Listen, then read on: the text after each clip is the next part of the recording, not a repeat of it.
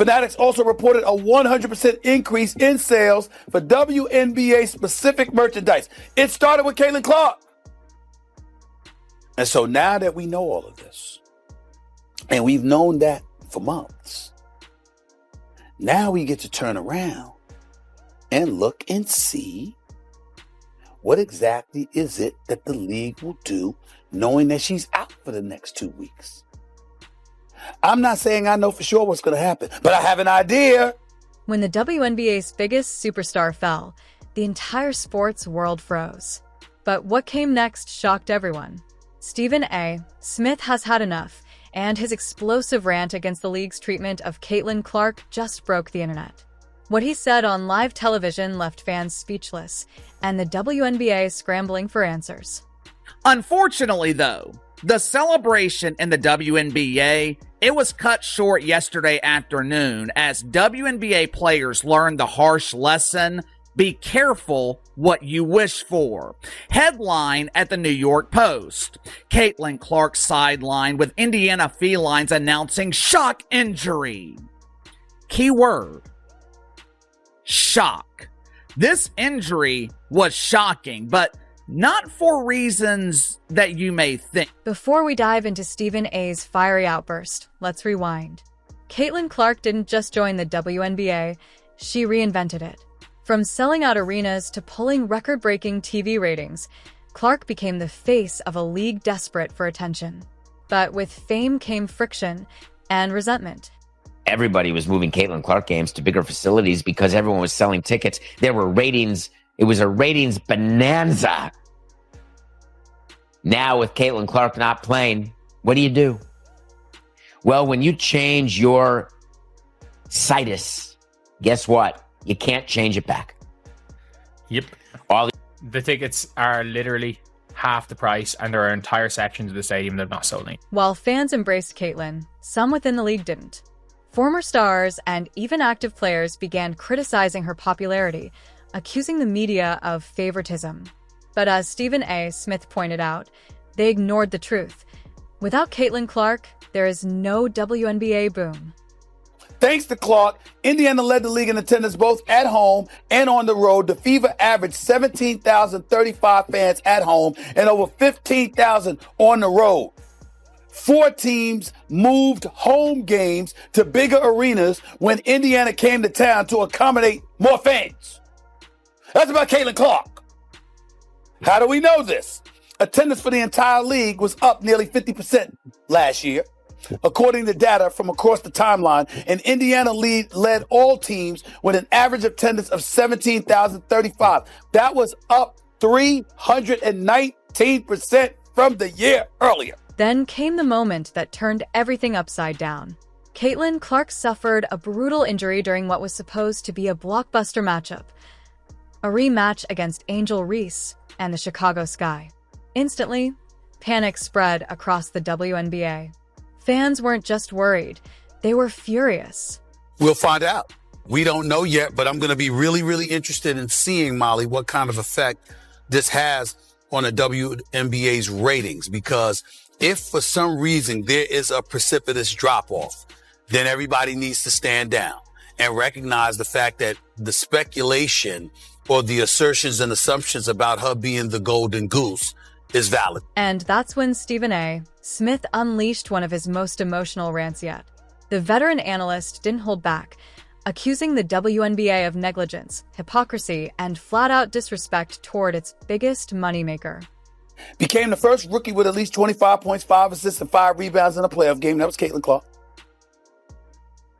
Became the 4th different rookie to play all 40 minutes in a playoff game. That was her. I'm looking at other things. 6 different league television partners. This is last year. This is last season, because this is Caitlin Clark that we're talking about. 6 different league television partners set viewership records that year, her rookie year, for its highest viewed WNBA game.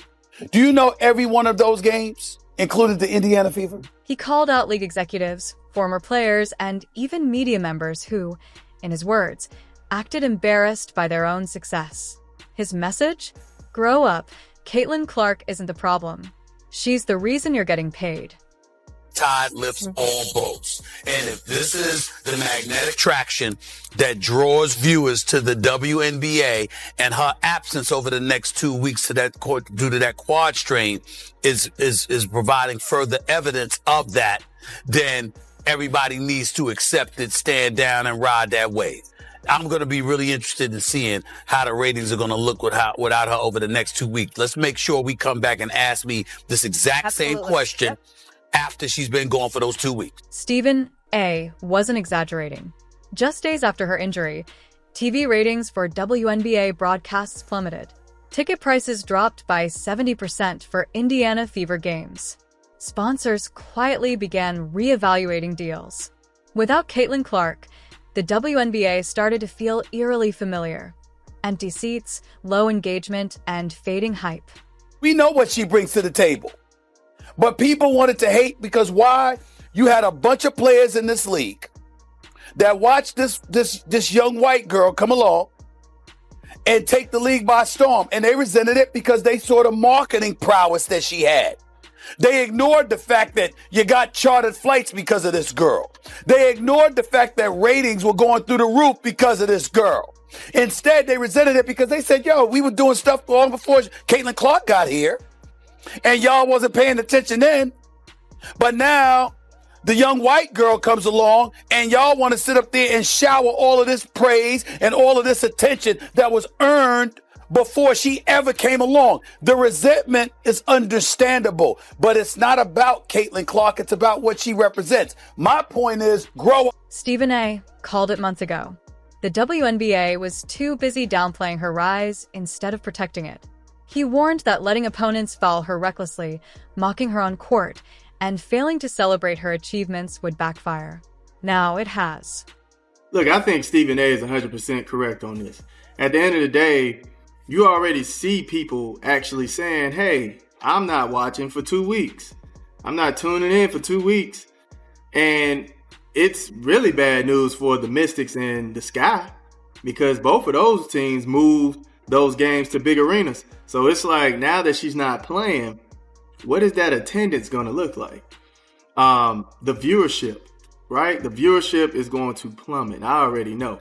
Because majority of the people that's watching the Indiana Fever wants to see Caitlin Clark. And sad to say it, a lot of them only want to see Caitlin Clark. They don't really care about the entire... This wasn't just about one player getting hurt. It was about a league ignoring the one person lifting everyone else. The Caitlin Clark effect was never just hype, it was hard data. The Fever and the Liberty, peaking at 3.2 million viewers. 3.2. And again, second most viewed game on CBS ever. I have no idea what the most viewed game was. Social media exploded. Thousands of fans vowed not to watch another game until Caitlin Clark returned. Hashtags like Protect Caitlin and Fix the WNBA began trending nationwide. For the first time in years, the conversation wasn't about a championship, it was about survival. You literally cannot make this up. When she's not playing, ticket prices, merchandise sales plummet. Viewership declines when she is not suited up in uniform. The numbers do not lie, guys. Caitlin Clark is the biggest box office attraction in the WNBA, period. Facts over fear. So, what happens next? Can the WNBA recover from this disaster? Or has Stephen A. Smith exposed a truth the league can no longer ignore? Let us know what you think in the comments below, and don't forget to like, share, and subscribe for more investigative sports stories. I mean, with Caitlin Clark being out of the picture, you know what's already happened in the WNBA? Yeah, that's right. Those ticket prices went way, way, way, way down. And you would think most of the ladies in the league would want to wish Caitlin a very speedy and successful recovery, because without her in that league, it's going back to where it was before she even got drafted to the Indiana. Just when you thought the WNBA was finally turning a corner, riding the golden wave that is Caitlin Clark, everything comes crashing down. A shocking injury, a league in panic, and Stephen A. Smith absolutely losing his mind on live TV. What he said about the WNBA's treatment of Caitlin Clark left fans speechless, and it might just change how the league operates forever.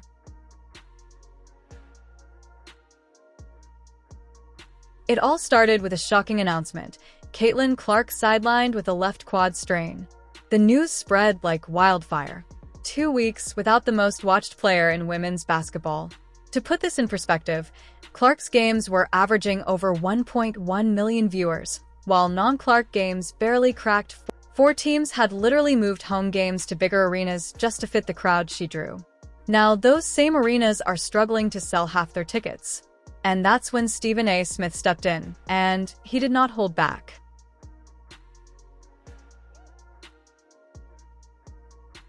Smith didn't just comment. He went nuclear. While others in the WNBA establishment were downplaying Clark's impact, Stephen A. dropped numbers that left no room for debate. He called out league executives, former players, even media. For months, Smith had warned that Caitlin Clark wasn't just another player. She was a movement. And if the WNBA didn't treat her like the face of the league, they'd regret it.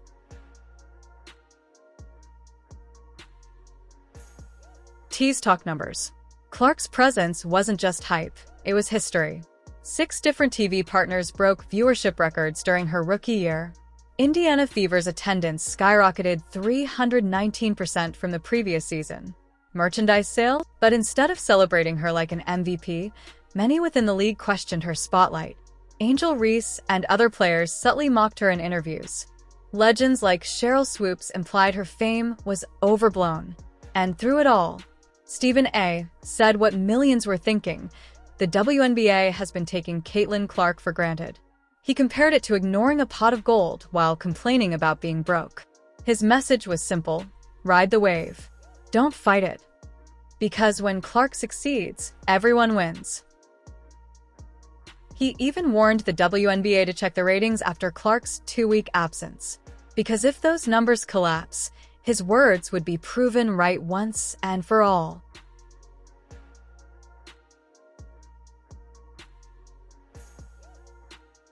Stephen A.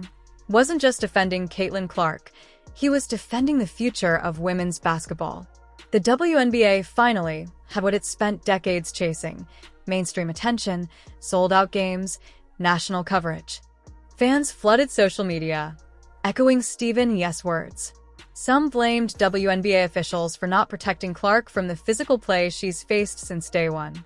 Others said this injury was the wake-up call the league needed. If you enjoyed this breakdown, make sure to subscribe for more investigative stories on the WNBA's biggest moments. From Caitlin Clark's record-breaking rise to Angel Reese's heated rivalries, we cover it all.